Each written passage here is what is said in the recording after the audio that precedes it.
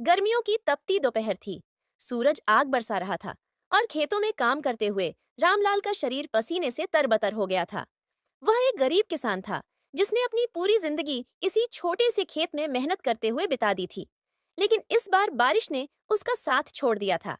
खेत सूख चुके थे और अनाज की फसल बर्बाद हो गई थी।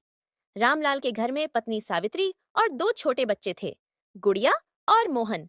उनकी रोजी रोटी सिर्फ खेती पर निर्भर थी। अब जब फसल ही नहीं हुई तो घर चलाना मुश्किल हो गया है।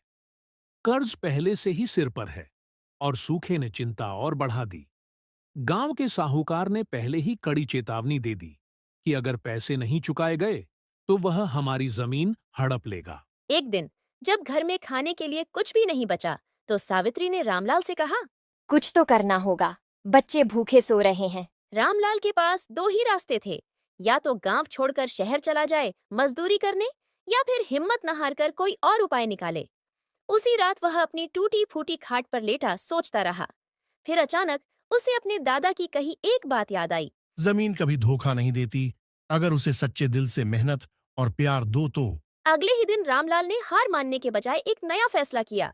अब मैं पास के जंगल से कुछ औषधीय पौधे लाऊंगा और अपने खेत के एक कोने में रोप दूंगा, क्योंकि लोग इन पौधों को ऊंचे दामों पर खरीदते हैं।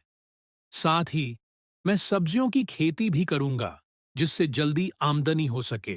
धीरे धीरे उसकी मेहनत रंग लाने लगी। उसकी सब्जियां अच्छी होने लगीं और गांव के बाजार में उन्हें अच्छे दाम मिलने लगे। कुछ ही महीनों में औषधीय पौधे भी बड़े हो गए और उसने उन्हें पास के शहर में जाकर बेचा। पैसे धीरे धीरे आने लगे और उसका कर्ज भी कम होने लगा। एक साल बाद जब बारिश अच्छी हुई, तो रामलाल की नई फसल लहलहा उठी और उसने कहा। अब न सिर्फ घर में अनाज है, बल्कि मैं कुछ पैसे बचाने भी लगा हूं। गांव के लोग जो पहले मुझे गरीब और असहाय मानते थे, अब मेरी तारीफ करने लगे हैं। रामलाल ने सीख लिया था कि हार मानने से कुछ नहीं होता। अगर इंसान सच्ची मेहनत और हिम्मत रखे, तो सबसे बड़ी मुसीबत भी रास्ता छोड़ देती है।